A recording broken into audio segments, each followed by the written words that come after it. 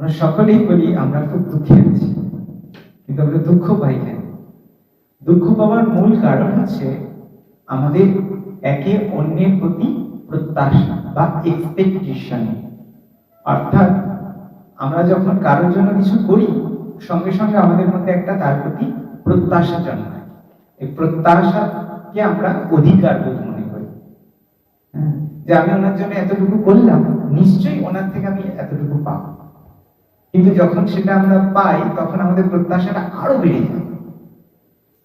তাই আমি বলছি, তুমি এখান থেকে বেরোবে না, তোমার আজকে কোথাও যাওয়ার দরকার নেই। কিন্তু তিনি যদি আমার কথা না শুনলে, তো বেশ একটা সুন্দর উদাহরণ দেওয়া যায়। যেমন একজন ছেলে একটা মেয়েকে পছন্দ করে, তো এখন ছেলেটি মেয়েটির জন্য সবকিছু করছে, তাকে গিফট দিচ্ছে, তার কথা রাখার চেষ্টা করছে, যে কোনো প্রতিকূল পরিস্থিতিতে তার সঙ্গে দেখা যাচ্ছে। তখন কি হচ্ছে? তো স্বাভাবিকভাবে মেয়েটি ছেলেটির প্রতি পূর্ণরূপে এক্সপেক্টেড, যে আমাকে যে কোনো পরিস্থিতি, যে কোনো উপায়ে আমার সঙ্গে সহযোগিতা করবে। যখন তার এক্সপেকটেশনটা অনেক হাই হয়ে যায়, উচ্চ অভিলাষ জন্মায়, সেটা কিছু প্রার্থনা করলে, একটু বড় কিছু ডিমান্ড করলে, যখন ছেলেটির পক্ষে সম্পূর্ণভাবে অসম্পূর্ণতা অনুভব করছে, তখন স্বাভাবিকভাবে সেই সম্পর্কের মধ্যে ফাটল তৈরি হয় এবং ডিস্টারবেন্স তৈরি হয়। এবং হয়তো মেয়েটি ফোন অফ করে রাখলো, সেটি ফোন করছে, রিপ্লাই আসছে না, বা এসএমএস করছে, তার কোনো রিপ্লাই আসছে না। যখন বুঝতে হবে যে কেউ আমার ফোনের কলটি রিসিভ করছে না, বা বহুবার কল করার পরেও কোনো রিপ্লাই দিচ্ছে না, এমনকি এসএমএস সেন্ড করছে কিন্তু রিপ্লাই দিচ্ছে না, বুঝতে হবে তার কাছে আমার ভ্যালু নেই। কিন্তু এইটা মেনে নেওয়াটা খুব কঠিন, কেননা সেই ছেলেটি যেহেতু তার প্রতি এতটা অবিডিয়েন্ট ছিল,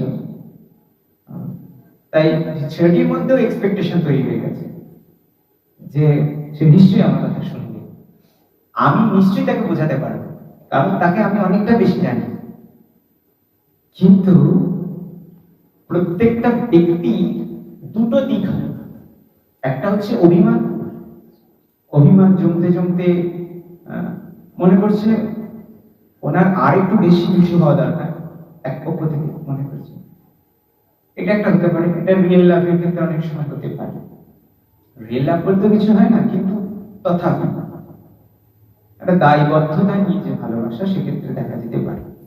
কিন্তু বেশিরভাগ ক্ষেত্রে তৈরি হয় যে এখন বর্তমান সমাজে যে এক্সপেকটেশনটা ফুলফিল হলো না, তো সঙ্গে সঙ্গে তিনি ভেবেই নেবেন যে ইনি আমার জন্য। যাই হোক, আমাদের এই বিষয়টা খুব সিরিয়াসলি কথা বলতে হবে। যেরকম সিরিয়াসলি না, কখন বুঝবো যে আমার গুরুত্ব ওনার কাছে আছে? যদি আমি কাউকে কল করি, দুবারের বেশি কল করবো না। যদি বাস্তবিক তার আমার প্রতি সিম্প্যাথি অনুভব হয়, তিনি যদি অনুভব করেন যে উনি নিশ্চয়ই আমার কথা ভাবছেন, তাহলে নিশ্চয়ই তিনি আমাকে রিপ্লাই দেবেন বা এসএমএস করবেন। কিন্তু যদি একদিন পরেও কোনো রিপ্লাই না আসে, দুদিন পরেও কোনো রিপ্লাই না আসে, এবং তিনি বলছেন যে আমি ব্যস্ত ছিলাম তাই ফোনটা রিসিভ করতে পারিনি বা রিপ্লাই দিতে পারিনি, তুমি নিশ্চিতভাবে জেনে রাখো যে সে ব্যক্তিটি মিথ্যা কথা বলছে। কারণ কোন সম্পর্ক টিকিয়ে রাখার জন্য দুজনের ভূমিকাই অত্যন্ত গুরুত্বপূর্ণ। কারণ যিনি তোমাকে রিপ্লাই দিচ্ছেন না, তিনি নিশ্চিতভাবে চাননি তোমাকে রিপ্লাই। তাই কোনো সম্পর্কের ক্ষেত্রে যদি কেউ একদিন, দুদিন, 3 দিন পরেও রিপ্লাই না দেয় এবং তারপরে কখনো বলে যে আমি খুব ব্যস্ত ছিলাম তাই রিপ্লাই দিতে পারি না, বুঝতে হবে সে মিথ্যা কথা বলছে, তার অন্য কোনো প্ল্যান আছে। তাই কাজেই এইগুলো হচ্ছে আমাদের বুঝতে হবে। যে কোনো সম্পর্কের ক্ষেত্রে এরকম পরিস্থিতি হলেই আমাদের সজাগ হতে হবে, কারণ সেই সম্পর্কের মধ্যে কোনো অনেস্টি নেই, কোনো সততা নেই। আর যে সম্পর্কের মধ্যে কোনো সততা নেই, সেই সম্পর্কে কোনো অপশনাল কোনো মুভমেন্ট তৈরি হলে স্বাভাবিকভাবে সেই সম্পর্ক ডিলিংস ভেঙে যাবে। এখন যে সম্পর্কটি, এটি রাজার সাথে রাজার চুক্তিবদ্ধতার মতো, ইনি এনাকে জল দিয়ে সাহায্য করবেন, ইনি এনাকে তেল দিয়ে সাহায্য করবেন, কিন্তু যখন চুক্তি ব্রেক করে যায় তখন সেই সম্পর্কের আর কোনো অস্তিত্ব থাকে। তো কাজেই আমরা কি করে বুঝবো যে এটি আমার জন্য বিশ্বস্ত, এটি আমার জন্য বিশ্বস্ত নয়? এটি তার প্রমাণ। যখন কেউ, আমি দুবার ফোন করার পর কোনো ফোন কল 1 ঘন্টা, 2 ঘন্টা, 5 ঘন্টা বা 24 ঘন্টার মধ্যে কোনো রিপ্লাই না আসে, বা 2 দিনের মধ্যে কোনো রিপ্লাই না আসে, 4 বার ফোন করার পর কোনো রিপ্লাই না, বা এসএমএস করার পর কোনো রিপ্লাই না আসে, তাহলে আমাদের নিশ্চিত হয়ে যেতে হবে যে এটি কেবল কিছু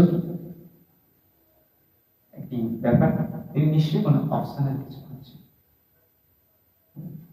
কারণ কারোর গুরুত্ব, কারোর ওজন অবশ্যই ব্যক্তিটাকে ভাবিয়ে তুলবে। যদি কাউকে গুরুত্ব দেয়া হয়, সেই গুরুত্ব অবশ্যই ব্যক্তিটাকে ভাবিয়ে তুলবে।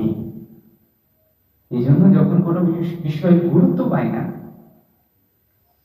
যদি কোনো ভালোবাসার গুরুত্ব না পায়, তখন অবভিয়াসলি যে বস্তুটির প্রতি গুরুত্ব থাকে না, সে বস্তুটি ভাবতে শুরু করে। তা আমাদের বুঝতে হবে যে জীবনটা এরকম খোলা না। অর্থাৎ আমরা যত বেশি তাড়াতাড়ি নিজেদেরকে খুলবো, আর যত বেশি অপরপক্ষ আমাকে জানবে, এই জানাটা যতক্ষণ চলতে থাকবে ততক্ষণ একটা ইন্টারেস্ট থাকবে।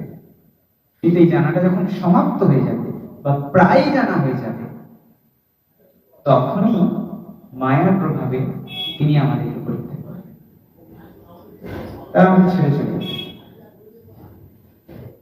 সেই জন্য আমাদের বুঝতে হবে যে একটি জাস্ট নিছকই আপাত দৃষ্টিতে ভালো লাগা বা এক ধরনের